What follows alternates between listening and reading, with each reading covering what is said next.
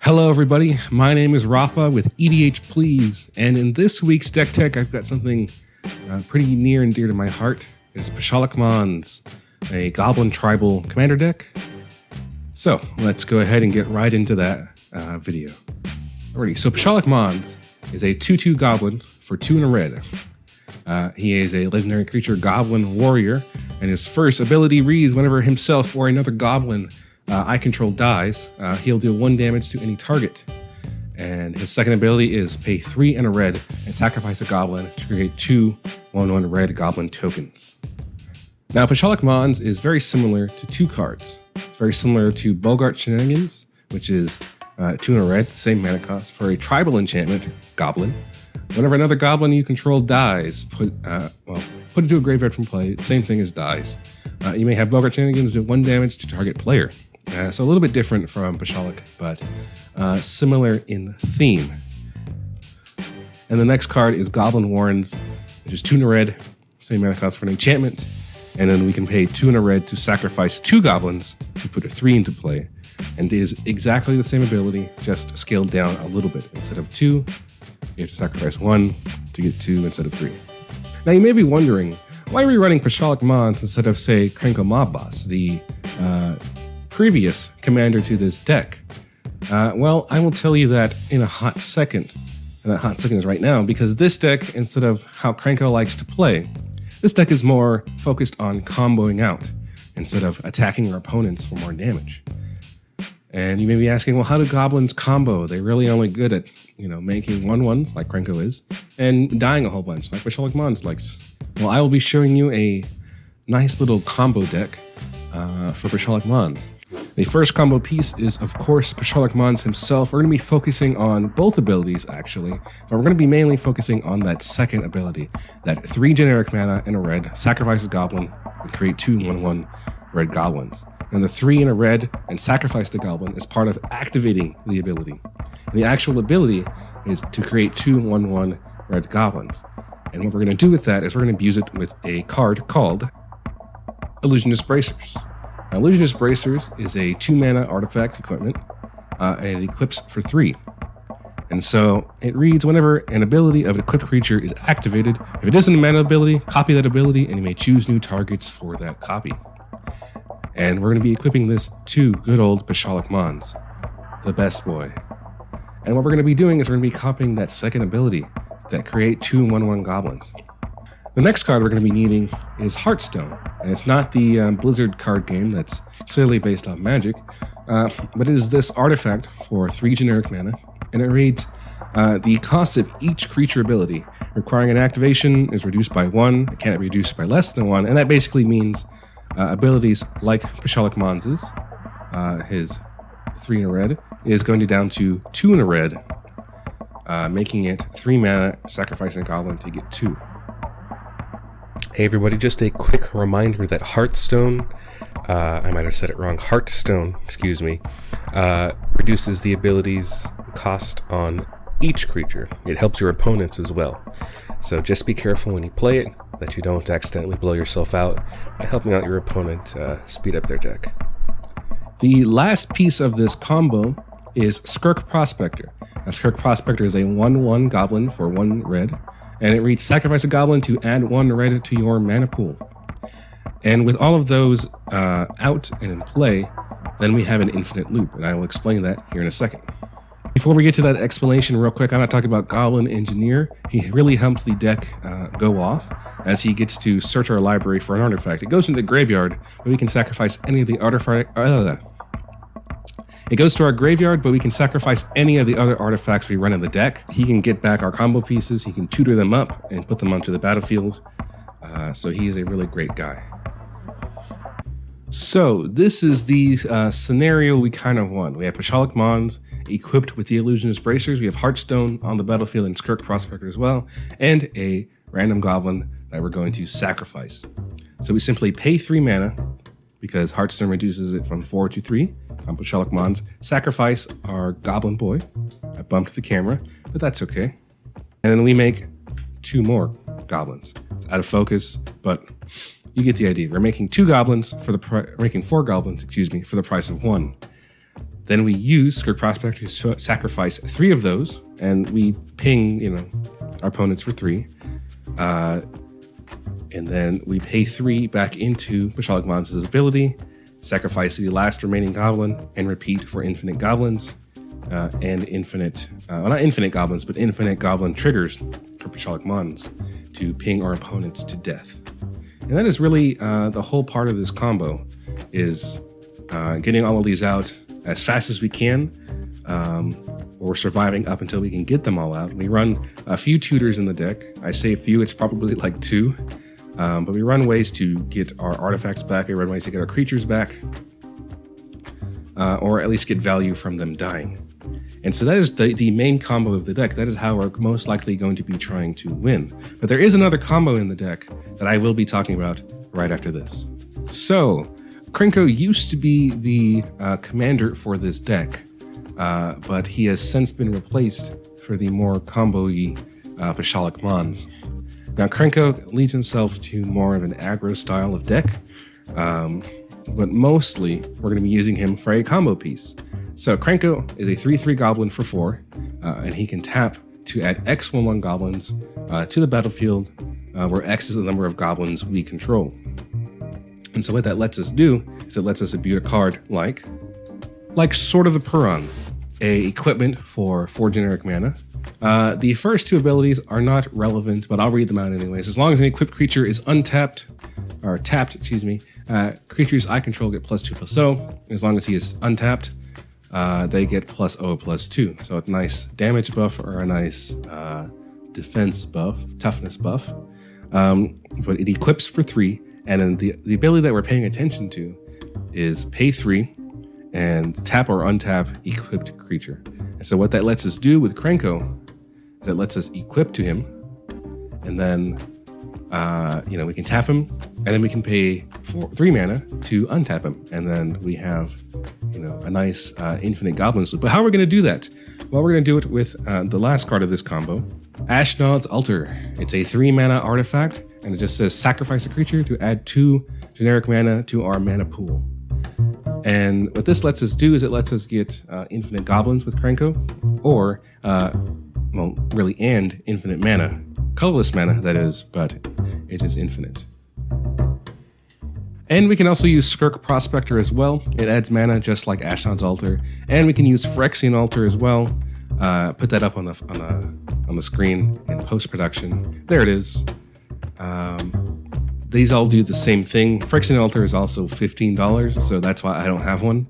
But these will do the job just fine to make infinite goblins with Krinko. And, if Pashalik is out, then that'll do, infinite damage as well.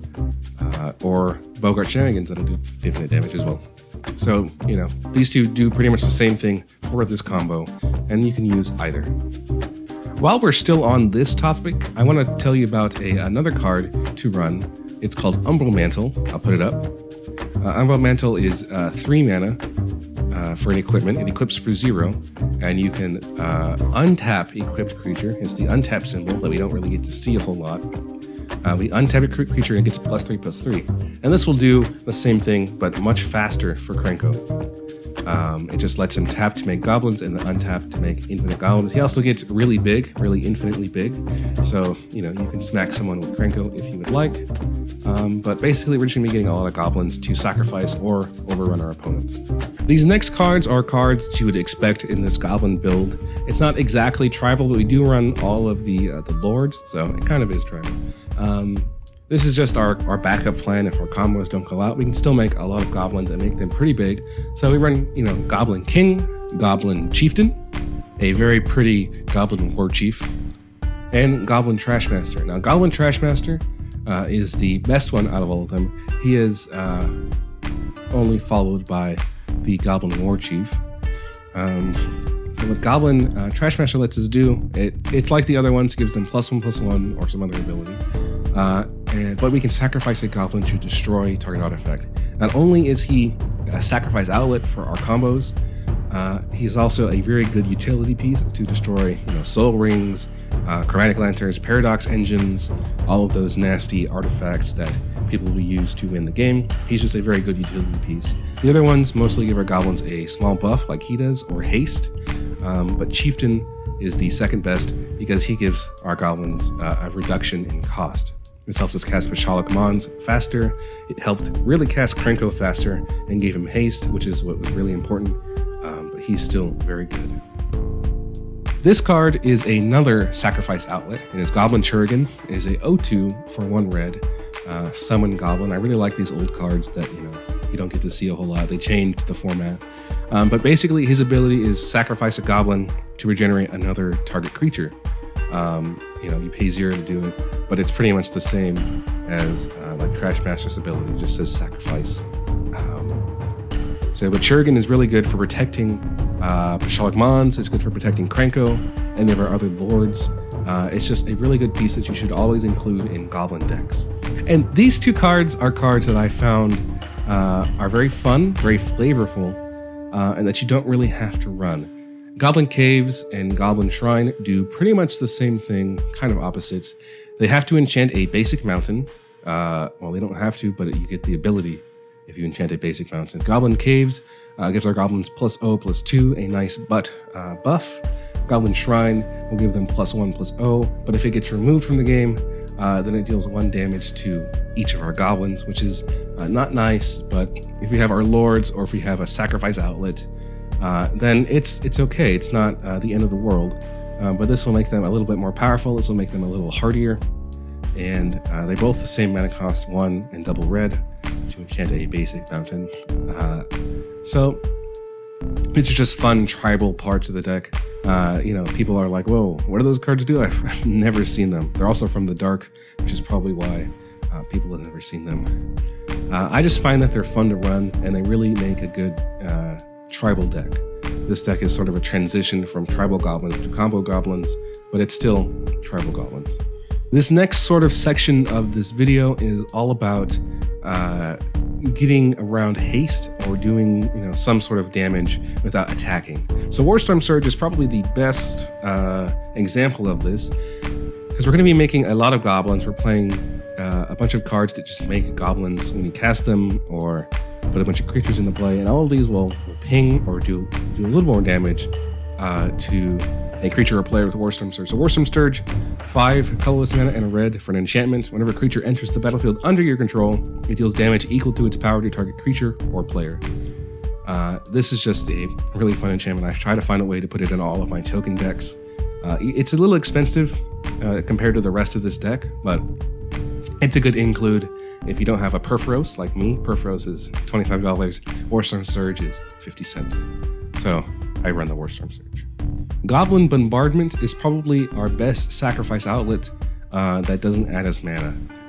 It is a enchantment for 1 and a red to sacrifice a creature, and it deals 1 damage to target creature or player. It's probably errata to say any target now, but it says Goblin in the name.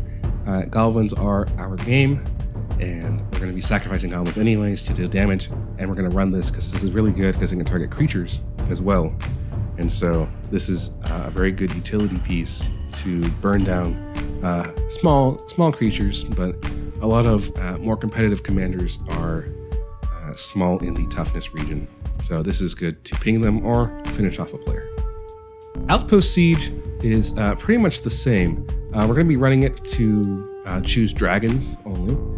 You pay 3 and a red to get this enchantment. You choose dragons. Whenever a creature you control leaves the battlefield, it'll deal 1 damage to target creature or player. So it's kind of like Pashalik Mons, kind of like Goblin Bombardment. You can choose cons to get some more card advantage, but you're really going to be running it for the dragons part to deal even more damage. So that's why we run this. You can cut this if you would like, but I choose to run it because it's good for board wipes like Merciless Eviction, which I'll put up on the board. Merciless Eviction will exile creatures. Kaya's Wrath, I think, exiles creatures as well. And so this will still do damage even if they're exiled and they don't die. Kyrene Negotiations is one of my favorites. It is 2 generic mana and double red for an enchantment. Tap an untapped creature you control, and it deals 1 damage to target player. I really ran this in Krinko when I didn't have a haste enabler out. And so Krinko would tap to make like 7 goblins. And then, on my opponent's end step, I would just tap these goblins to ping them for 7 and then untap and probably attack them for even more. But this is really good in this deck because we're going to be making still a lot of goblins, and we can tap our goblins with this to ping our opponents for even more damage. Throne of the God Pharaoh is in the same line. It's actually a nice bit of synergy with Kyrene Negotiations because we're going to tap our creatures, and on our end step, it's going to deal damage to each opponent equal to our tapped creatures. So this is a fun thing. We make a bunch of goblins, tap them all to ping someone, and then the rest of the table gets pinged for that much more. So Throne of the God Pharaoh is really good because we are going to be attacking if our combo plan fails. So it's a good card. This card looks familiar. Massive Raid. 1 generic and double red for an instant. It's an instant speed, one of the few instant speed win conditions we have. If our combo plan fails, we can still make a lot of goblins with any of our other goblin makers. Krinko makes a lot of goblins. Pashalik Mons will make a lot of goblins on his own, even without combo pieces. And if you choose to swap the commanders, which I love putting in commander decks, is alternate commander.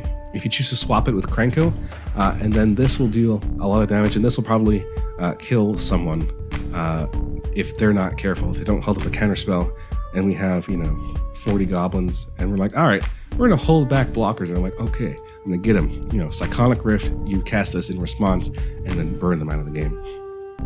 It's very similar to our next card, which is Goblin War Strike. Goblin War Strike is 1 mana, 1 red generic mana, but it is a sorcery instead of an instant, which is why it's still just as good. Deal damage equal to our goblins, target creature or player. We're going to be mostly targeting a player, but if there's a really big creature that we have to get rid of, we can target it with this. When it's 1 mana, we make a lot of goblins, and we'll probably kill somebody. So it's really good to run. And that was the quick version of Pashalik Mons. I hope you enjoyed this deck. I hope you enjoyed a quicker version of a deck tech. I hope this is a shorter deck than the last episode or a whole bunch of other commander deck techs that are really long. And I hope you tune in for the podcast whenever I get that set up. This will be the first deck going in depth into all of the cards. There will be a video version on YouTube as well. And I will also be showing the card art for the cards I talk about in the podcast in the video version if you want to see those cards. And there will be a deck list in the description of both of those videos when I get that deck list finished, because Tapped Out doesn't like to work with me. But that's pretty much all I have for you. And if my voice sounds really congested and stuffy, that is because I'm pretty sick. I've been going through a cold all week. The sore throat part is gone, so I can actually speak and eat food without it killing my throat. So that's a good step up from where I was. But if you enjoyed this video nonetheless, please, if I didn't tell you before, I'll tell you again to like the video and subscribe for more content, and comment down below another commander that you would like to see, another variation. I've got a sweet 5-color deck for next video, and I hope you'll enjoy. And I've been Rafa with EDH Please, and I'll see you next video. Bye-bye.